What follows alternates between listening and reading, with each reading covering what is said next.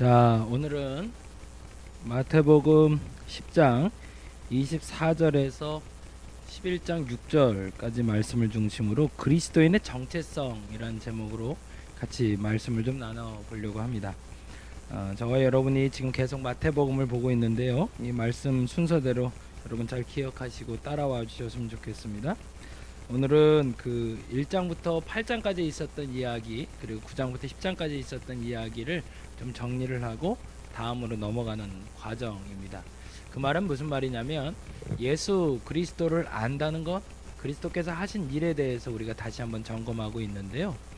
주께서는 우리에게 말씀을 주셨죠. 산상수훈이라고 부르는 5장부터 8장까지 이야기 중에 굉장히 중요한 이야기가 담겨 있었는데, 그 이야기는 앞서 말씀드린 대로 가르침이었습니다. 이 말씀을 통해서 저들이 깨달을 수 있는 눈을 열어주는 것이 예수님의 목적이셨죠. 그래서 심령이 가난한 자는 복이 있나니 천국이 저희 것이라 라고 이야기하시며 시작된 팔복의 말씀을 중심으로 신앙의 과정을 이야기한다고 지난주에 말씀드렸어요. 그 신앙의 과정은 뭐였죠? 가난함, 비움, 내려놓음. 그래서 이 컵 얘기를 좀 드렸어요. 이 컵을 이렇게 제가 들고 있으면 이건 내 거죠. 근데 거룩이란 단어에 또 다른 뜻이 구별하다와 드리다라는 뜻이 있다고 그랬습니다. 그러니까 하나님께 드려지다라는 표현은 요 컵이 내 손을 떠나서 여러분 손으로 넘어가는 겁니다. 그게 드려지는 거죠. 궁극적으로 내가 비운다라고 말하면서 비우지 못하는 가장 큰 원인은 어디에 있냐면, 내 손에 아직 이 손잡이를 잡고 있는 상태에서 넘겨준 거죠. 그러다 보니까 무슨 일이 발생을 해요? 여차해서 이 기도가 응답되지 않을 것 같으면 난 냉큼 뺏어오는 겁니다. 다시 뺏어와서 누구 거를 삼아요? 내 거 삼는 거죠. 그리고 나서 핑계를 대는 거죠. 하나님이 해결 못하니 나라도 해결해야지 라고 갖고 와서 내 수단과 내 방법으로 이 문제를 해결하려고 합니다. 해결이 될까요? 물론 해결될 수는 있습니다. 그런데 하나님은 못 만나는 거죠. 내가 하나님께 드린다, 심령이 가난해졌다라는 얘기는 이 컵이 전달되는 겁니다. 누구에게? 하나님께. 그리고 내가 손 잡은 이 손잡이를 놓고 다른 손, 하나님의 손이 잡게 만들어 주셔야죠. 그것이 구별됨이고 그것이 거룩함이고 드려짐이 됩니다. 이때 나타나는 현상이 뭐라고 그랬죠? 이제 하나님 겁니다. 문제도 하나님 거, 그리고 나의 고민도 하나님 거. 수고하고 무거운 짐진 자들아 다 내게로 오라, 내가 너희를 쉬게 하리라는 말씀이 이때부터 시작이 되는 거죠. 그래서 이 팔복의 말씀을 통해서는 그 기초 작업에 내가 비워야 될 게 뭐고 내가 정리해야 될 게 뭔지를 이렇게 살펴봤다면, 사실은 이 팔복의 말씀의 끝에 우리가 잘 아는 빛과 소금의 역할을 한다는 단어가 나오거든요. 그 말은 뭐예요? 이 모든 과정을 겪고 난 다음에야 비로소 빛과 소금의 역할을 할 수 있다. 이건 가르침이었습니다. 이 가르침을 통해서 변화된 사람들에 대한 이야기가 나왔는데, 첫 번째 나온 사람이 나병 환자였어요. 그 모든 말씀을 듣고 나서 제일 먼저 달려온 사람이 나병 환자라는 것이 어찌 보면 우리에게 큰 의미를 줍니다. 건강한 사람들보다 문제가 있는 사람이 예수 만나기가 쉬운 거죠. 어찌 보면 우리가 완성될 수 있는 모든 것들을 나 스스로 할 수 있다면 변화되지 않습니다. 근데 중요한 것은 내가 할 수 없다고 인정하는 사람, 그 사람을 통해서 하나님 역사하십니다. 나병 환자가 그래서 엎드리자 하나님 그 병을 고쳐주시죠. 그 다음에 왔던 사람을 기억이 나시나요? 백부장, 하인을 위해서 찾아오게 되죠. 그리고 그 하인을 위해서 기도하자 어떤 일이 벌어지죠? 하인은 오지 않았지만 백부장의 기도로 말미암아 하인의 병이 그 즉시 낫더라라고 되어 있습니다. 더 중요한 말씀이 그 다음에 나오죠. 장모, 베드로의 장모. 그래서 무슨 얘기를 했었냐면, 이 베드로가 사실은 본인은 서열 넘버 원이잖아요. 예수님의 입장에서 보자면 얘는 알아서 자기가 스스로 해결해야 될 사람이거든요. 근데 그거 아니라는 거죠. 나병 환자가 왔듯이, 백부장이 왔듯이 베드로도 체면불구. 왜? 내 문제 해결해야 되니까. 그래서 예수께 왔더니 그 장모님을 해결해 주셔서 열병이 떠나가게 하는. 무슨 말을 했죠? 이기적인 복음을 가져야 된다. 왜? 그 이기적인 복음이 무슨 일을 벌어지니까? 나를 변화시키니까. 그 이기적인 복음으로 말미암아 나를 변화시킬 때 뭐가 시작된다? 이타적 복음이 시작된다고 그랬죠. 그러니까 우리가 진짜 거룩하게 살기 위해서는 첫 번째 하나님께 드려짐, 가지세요라고 던져버리는 건 아니죠. 도저히 나 못하겠어요. 하나님 책임져 주세요. 도와주세요. 라고 말할 수 있어야 된다는 것이고, 그때 내 손을 떠나게 되면 어떤 일이 벌어진다? 앞서 말씀드린 대로 나 환자가 병이 낫고, 백부장의 하인이 병이 낫고, 또한 베드로의 장모가 병이 낫는 것처럼 나음의 역사, 회복됨의 역사가 나타나기 시작하는 거죠. 근데 이 모든 결과는 사실은 말씀을 전해서 깨달은 것, 치유함을 경험하는 것, 이것도 좋지만 더 중요한 것을 앞서 말씀드린 대로 8장에서 점검하고 있습니다. 그 8장의 말씀은 뭐였죠? 기억나시죠? 맞습니다. 죄의 문제를 건드리고 있습니다. 중풍병자가 오는데 지붕을 뚫고 내려온단 말이에요. 지붕을 뚫고 내려와서 무슨 일을 해요? 고쳐달라고 하는 거죠. 무슨 얘기예요? 이기적인 복음이죠. 나를 위해서 남의 집 지붕까지 뚫어버릴 만큼 이기적인 겁니다. 나쁜 짓일까요? 나쁜 짓이라고 말할 수도 있습니다. 근데 그건 믿음이 연약한 자의 첫 시발이기 때문에 그것 때문에 우린 뭐라 할 수는 없습니다. 중요한 것은 그 병이 낫다는 거죠. 근데 그 병이 낫을 때 일어난 또 다른 현상이 있는데, 그게 뭐였냐면 나병을 고쳤을 때처럼 내 병이 나았다라고 말하는 것이 아니라 이 중풍병자를 고칠 때 내 죄사함을 받았다라고 이야기했다는 것, 그것을 우리가 목요일날 나눴던 말씀이었습니다. 그래서 목요일날 그 얘기를 좀 드렸었는데, 제가 요즘 팀 켈러 목사님의 책을 좀 빌려보고 있어요. 지구촌교회에서 빌려본 책인데, 팀 켈러의 일과 영성이라는 책에 아주 좋은 단어가 나오고 있어요. 그 얘기는 바로 세계관에 대한 이야기인데요. 그 세계관에 대해서 다음에 세 가지 질문을 좀 던질 수 있어야 된다는 거예요. 첫 번째는 상황이 어떻게 흘러가야 마땅한가를 첫째 알아야 된다. 내가 속한 상황은 지금 어떤 상황으로 돌아가고 있는가를 아는 것이 굉장히 중요하다는 겁니다.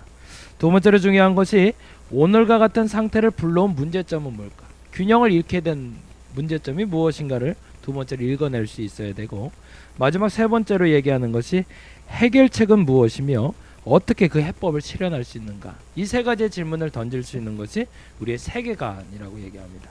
다시 말씀드릴게요. 상황이 어떻게 흘러가야 마땅한 것인가? 당연한 상황이라는 게 뭘까? 마땅히 흘러가야 될 상황. 이렇게 하면 잘 돼야 돼.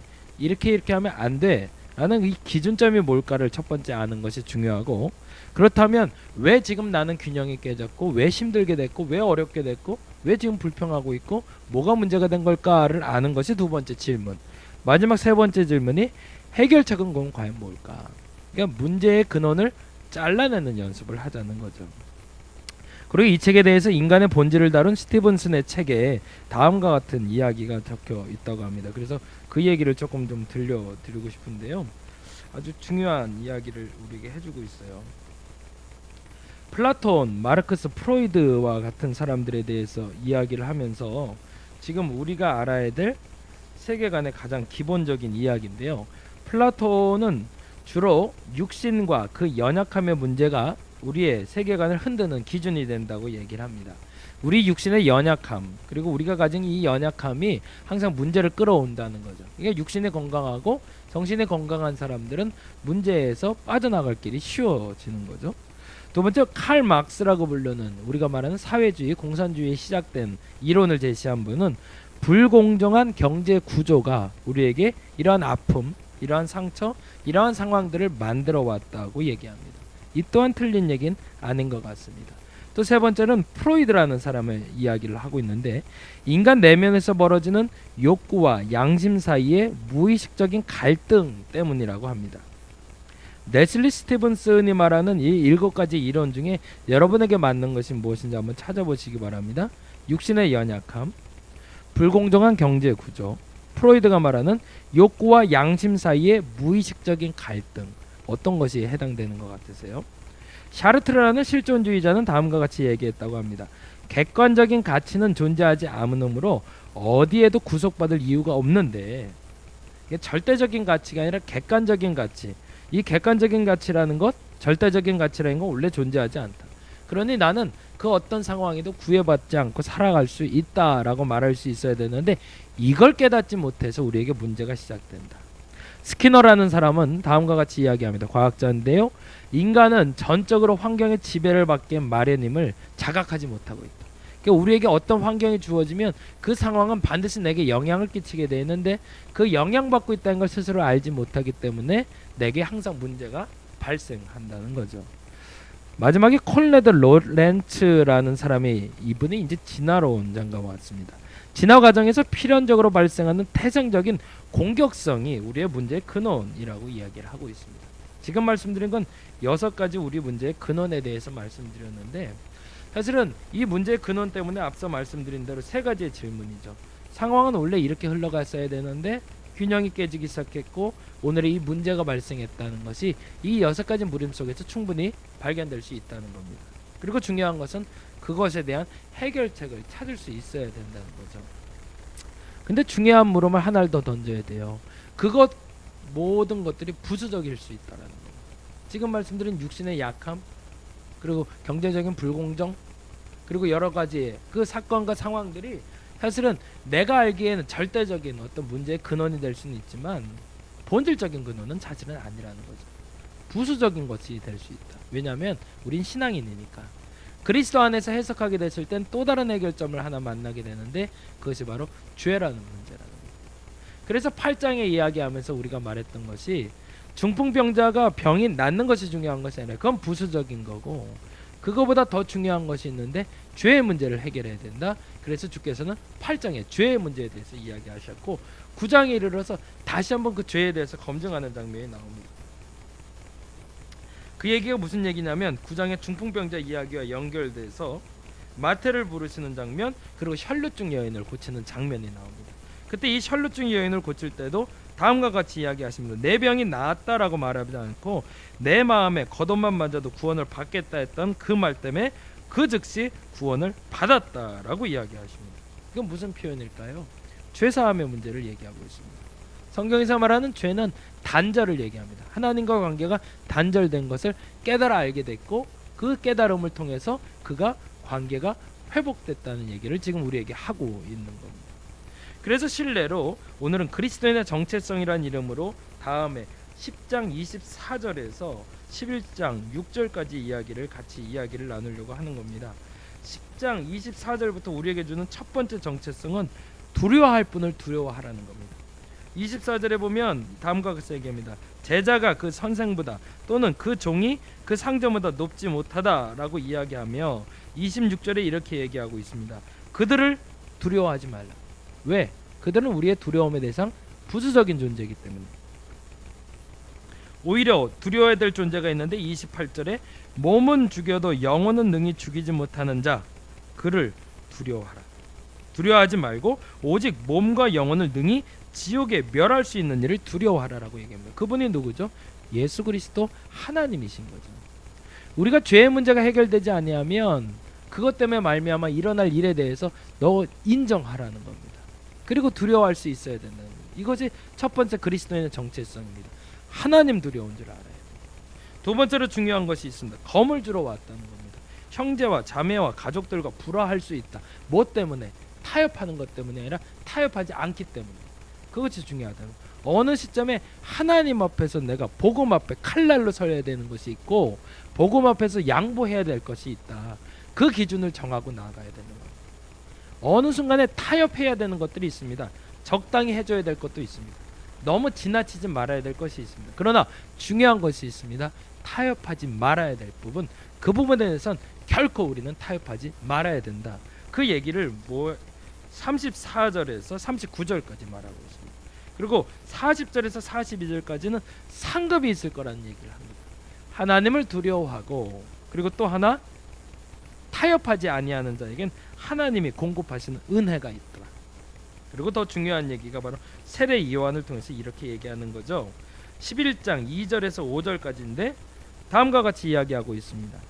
요한이 옥에서 그리스도께서 하신 일을 듣고 제자들을 보냅니다. 그리고 3절에 이렇게 얘기합니다.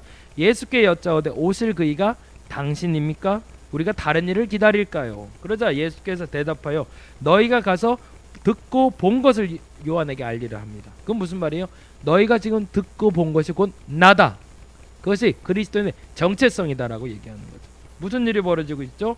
5절에 보니까 맹인이 보며 못 걷는 사람이 걸으며 나병한 자가 깨끗함을 받으며 못 듣는 자가 들으며 죽은 자가 살아나며 가난한 자에게 복음이 전파되고 있다. 이것이 너희의 정체성이라는 겁니다. 그동안 너희가 알것처럼 보지 못했던 사람이 보게 되었고, 못 걷는 사람이 걷게 되었고, 나병한 자가 낫게 되었고, 못 듣는 자가 들을 수 있고, 죽은 자가 살아날 수 있는 방법이 뭐냐? 그것이 아까 지금 말한 세 가지라는 거죠. 하나님을 두려워할 수 있는 사람들, 타협하지 않는 사람들, 그리고 하나님의 상을 누릴 수 있는 사람들, 그 사람을 통해서 하나님은 지금 이 일을 하고 있음을 너희가 알아야 된다는 겁니다. 우리가 지금 무엇을 두려워하고 있을까요? 아니, 보다 정확히 말하자면 뭐가 문제일까요? 마땅히 누려야 될 것들을 내가 누리지 못하고 있다면 왜 그런가를 알아야 됩니다. 마땅히 행할 일을 하지 못하고 있다면, 지금 아까 질문한 것처럼 왜 상황이 이렇게 흘러가고 있는지에 대해서 우리는 알아야 됩니다. 질문을 던질 수 있어야 됩니다. 그 질문은 오늘과 같은 상태가 올 수 있도록 만들었던, 아까 말했던 플라톤의 육신의 연약함, 마르크스의 불공정한 경제구조, 프로이드의 욕구와 양심 사이의 무의식적인 갈등, 샤르트르의 구속받지 않아야 되는데 구속하고 있는 것들, 스키너가 말하는 환경의 지배, 로렌츠가 말하고 있는 태생적인 공격성 때문이냐, 아니면 죄 때문이냐. 그렇다면 그 문제를 여러분 해결할 수 있기를 간절히 바랍니다. 그 문제가 해결되면 여러분은 내일이 보장받을 겁니다. 어떻게 하면 될까요? 드리시기 바랍니다. 하나님께 드리시면 됩니다. 그리고 여러분의 손은 놔버리시기 바랍니다. 그리고 시작하시기 바랍니다. 하나님 두려운 줄 알고, 타협하지 말아야 될 거 타협하지 마시고, 복음 앞에서 분명할 건 분명하고, 그리고 하나님이 주시는 그 상으로 누림을 경험하게 된다면 여러분 삶은 바뀔 겁니다. 그리스도인의 정체성은 거기에 있습니다. 다시 한번 정리합니다. 두려워하시기 바랍니다. 하나님 두려운 줄 알아야 돼요. 두 번째로, 여러분 타협하지 말기 바랍니다. 어느 시점에 타협이 내게 재앙으로 올 수 있음을 아시기 바랍니다. 마지막 세 번째로 중요한 건, 하나님이 누리는, 하나님이 주시는 그 상급을 누릴 수 있기를 간절히 바랍니다. 그래서 내일은 좀 달라져 있는 날, 그 날을 만날 수 있는 저와 여러분이 되기를 간절히 바랍니다. 기도하겠습니다.